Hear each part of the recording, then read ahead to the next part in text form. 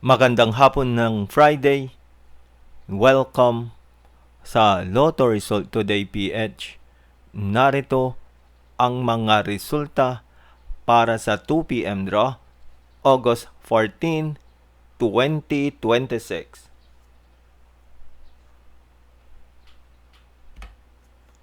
Para sa resulta ng 2D Lotto, 20 at 30.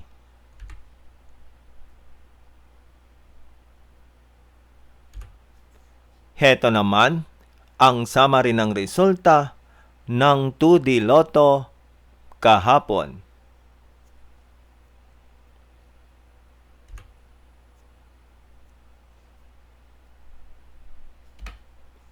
Para sa resulta ng 3D Lotto, 1, 0, at 5.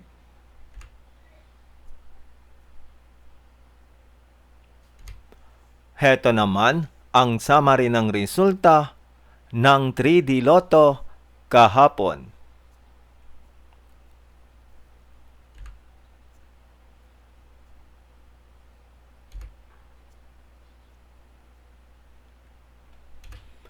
At yan ang mga resulta ngayong 2 p.m. draw ng Friday. Para lagi kang updated sa mga Lotto draw result, mag-like and subscribe. Maraming salamat sa panonood.